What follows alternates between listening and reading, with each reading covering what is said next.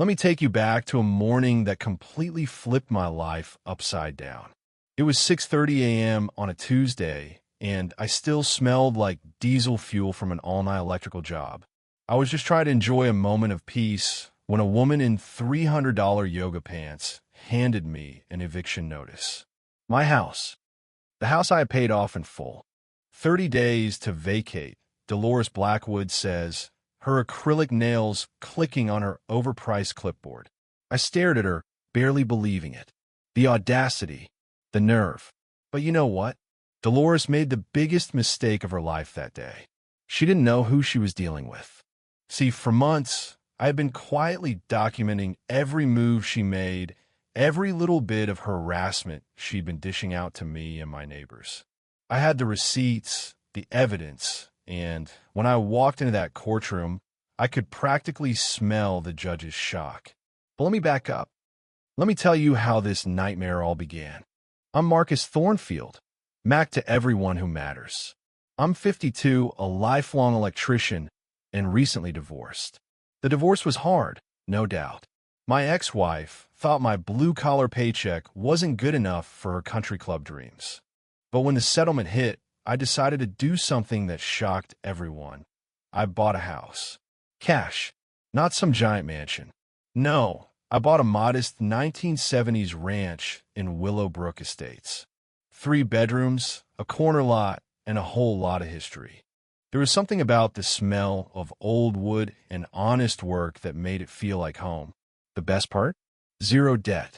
For the first time in decades, I could sleep without worrying about mortgage payments.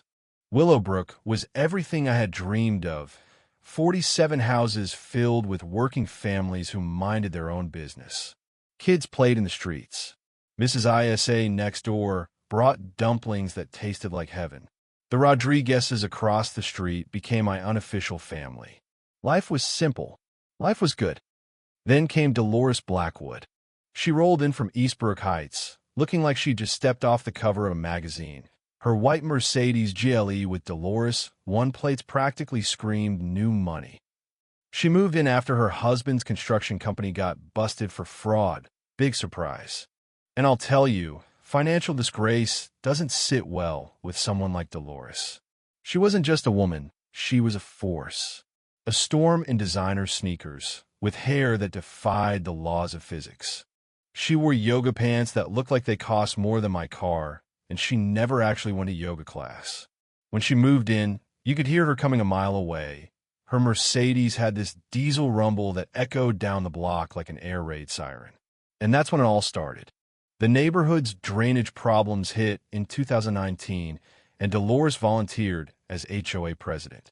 No one else wanted the headache, so boom, she was in charge. The harassment started immediately. Mrs. ISA got fined for having garden gnomes on her lawn. The Rodriguezes got cited because their kids played hopscotch with sidewalk chalk. And me? I was her special project.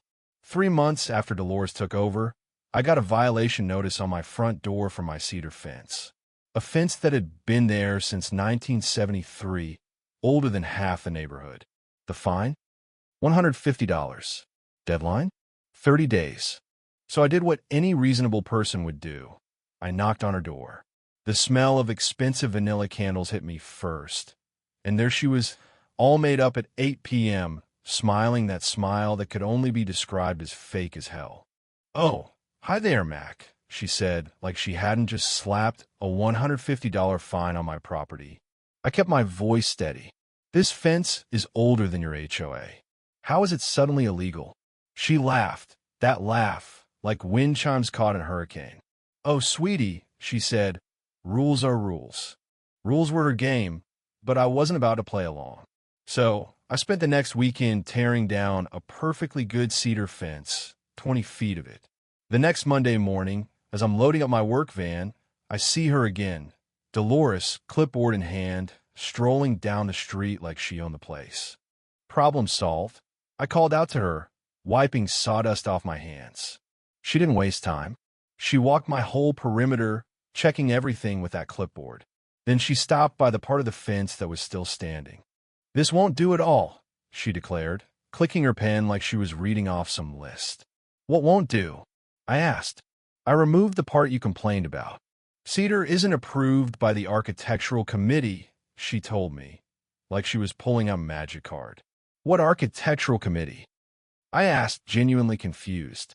She handed me another violation notice, this time for $300. Another fine. Complete removal required. So that's when I got smart. I went down to the county records office and started digging. 3 hours later, I found the golden nugget, the original HOA covenants. Signed, notarized, legally binding. According to these documents, structures installed before the HOA even existed were protected. Protected. So I made copies. A few days later, I showed up at the HOA meeting with all my evidence, feeling like I had a bulletproof case. Before we start, I said, let's talk about these fence violations. The room went dead silent as I spread my documents across the table. Dolores's face went pale. She tried to brush it off, but I wasn't done yet.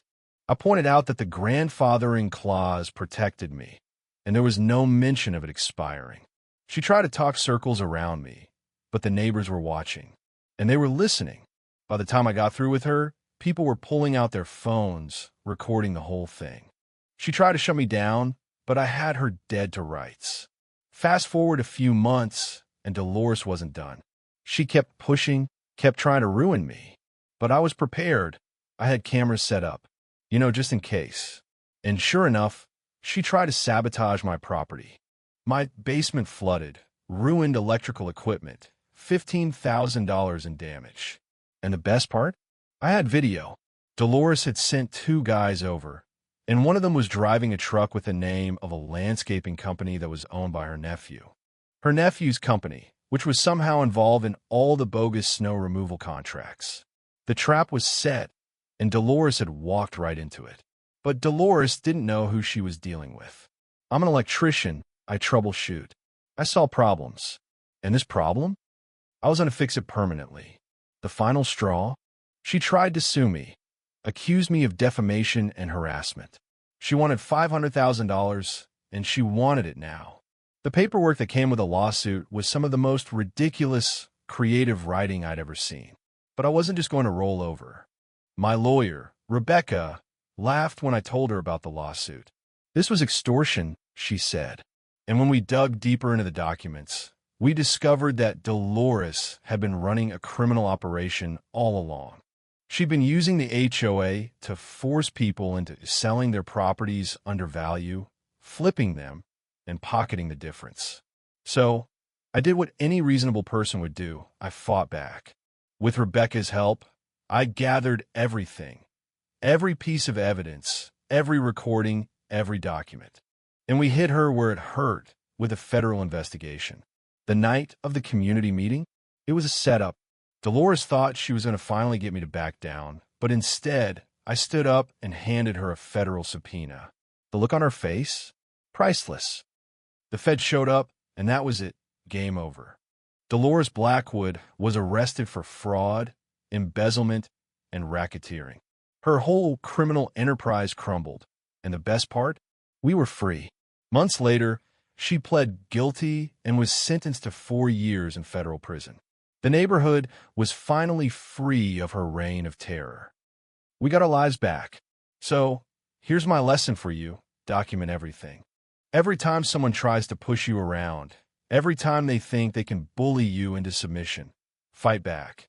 The system might not be perfect, but with the right tools and a little bit of patience, justice can still win. And trust me, it feels damn good.